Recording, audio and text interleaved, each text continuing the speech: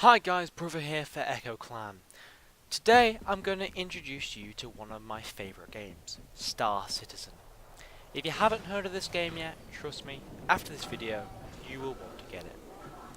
Firstly, this game footage you'll be watching here is in pre-alpha gameplay, built upon the CryEngine. Even in pre-alpha this game looks beautiful, although it's not been fully optimised yet.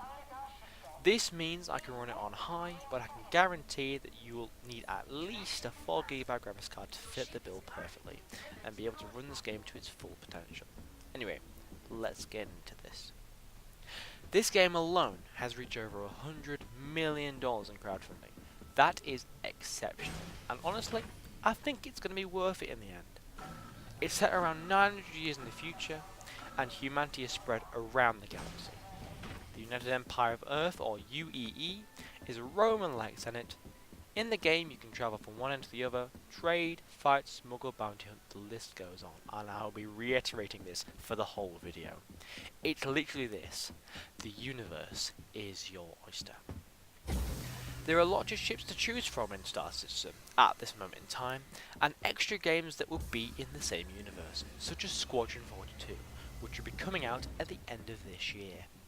A campaign that has the actors of the likes of Mark Hamill, that's right, Luke Skywalker, Gary Oldman, Mark Strong, and Andy Serkis, and many more A-list actors. There's a short video in the description of Squadron 42 on set, which I really recommend having a look at, and a call to action with a glorious speech from Gary Oldman, which will be also in the description. Then there's Star Marine, a sci-fi FPS. There's already some FPS elements in the gameplay here, but this will be on another scale. Zero gravity fighting stations around the verse, working in teams to defeat the enemy.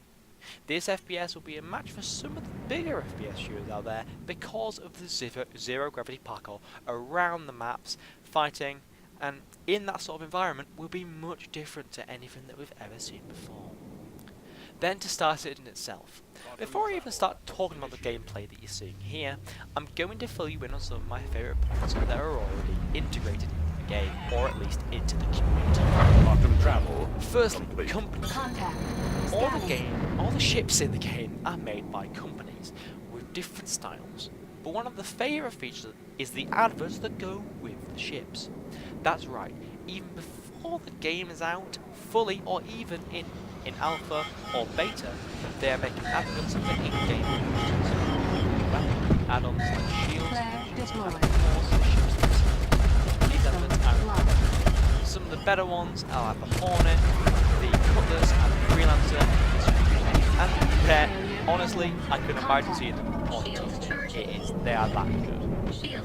Organisations are community groups that work together in the game to reach some sort of goal, whether that be exploration, smuggling, bounty hunting, trading, mining, whatever. You try to make a living in the game. This means that your crew will be flying around the universe, trading, mining, killing pirates, or pirating yourself. There is no second, the ships themselves. In games look pretty dangerous. The ships look all civil design around that art. But these ships in Star Citizen look starkly different, unless made by the same. Let's take the Mist. Their ships are complicated, big, plenty of space, rounded off edges, like the Freelancer or Spectre. This gives each ship a distinctive look and can really show off what the CryEngine can do.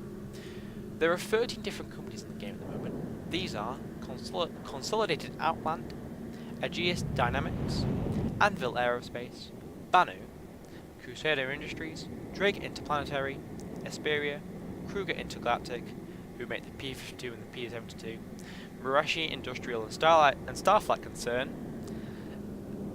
Origin Jumpworks, Robospace Industries, and Zayat. In the game there are also alien races like the Vandal. These are the UEE's worst enemies, and throughout Squadron 42 and Star Citizen, these will be the aliens that you are fighting on a daily basis. The ships you're seeing in the video are the Mist Freelancer, which you're seeing now, my personal trade ship, and later on the Anvil Aerospace F-7C. That is not mine. A stark warning for those who want to buy this game. To get the game with everything that you'll need, Squadron 42, a hangar, a ship, the Star Citizen as a whole, you'll need to pay just under £50. What you're paying for is the game, but putting money into the production of the game. That's the main part. So if you want to pay £100 like I have, then you want to spend about 70. Then you're spending about £70 on to make the game better. Because I want it to be amazing, and so should you if you're interested in this game. The £70 is also a reason for RSI to give you a ship when the game starts as a thank you. If paying the money puts you off, don't worry, because the ships that you see in the RSI website, which will be fully available to you in game for free. Also, there are great upgrades for the ships, which is what I'm going to do to get bigger and better ships. Now, let's talk about the gameplay that you're seeing.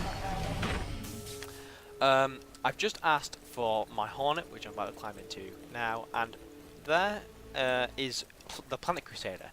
You're actually standing on the Crusader Star Station, which is basically just a big station where people... It's basically a motel in space. They hold your ships for you to take them out, and this is where a bit of trading will happen, and where large frigates for the UEE or your organisation will be able to sit and refuel and restock their supplies. You may have misheard me there, but I did say frigates.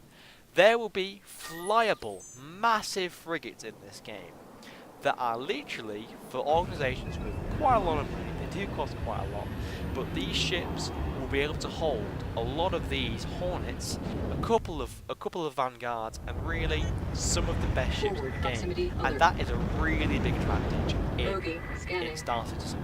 Having a ship with lots of weaponry and ships that can go out and defend you when they need to, especially against pirates and other organisations. The ship that you're seeing here is the Hornet. The Hornet is very, very agile when it needs to be. It's got decent weapons, but not as good as the military type version, which I'll be explaining about later, and is very, very fast.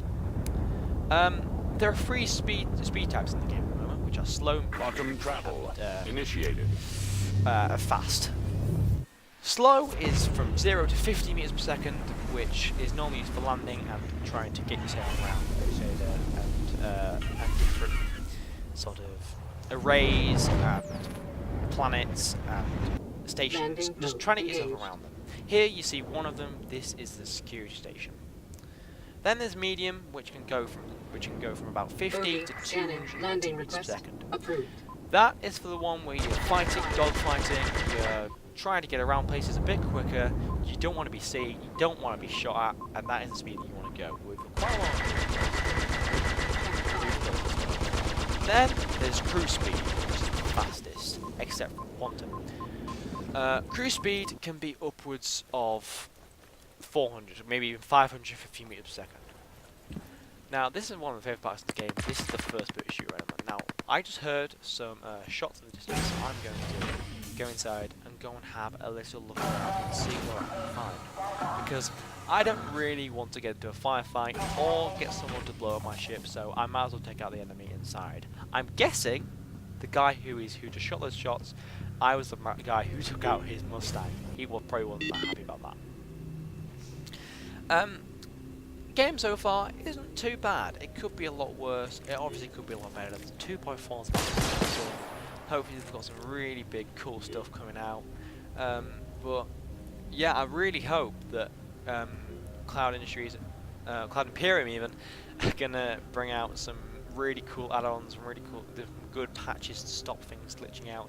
This is only a pre-alpha, guys. Don't expect it to be amazing.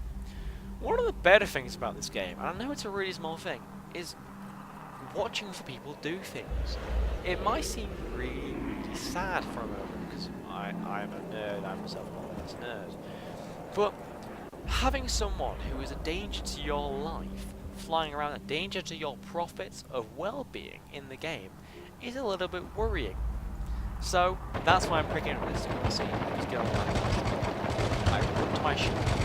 Mainly because I don't want to be stuck here for my friends to come and get me later on in the game. This is what would happen in the actual start when it really comes out.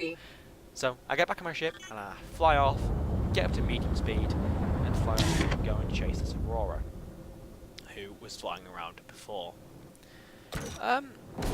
yeah, there's nothing really much else to be said about the game. It's really fun. Of course, I enjoy it. It's one of my favourite games by far at the moment.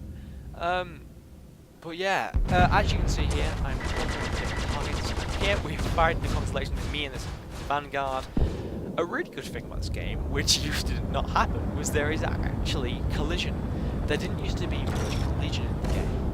And another really good thing is the damage, is how the damage is put onto the ship, and the HUD of your actual ship.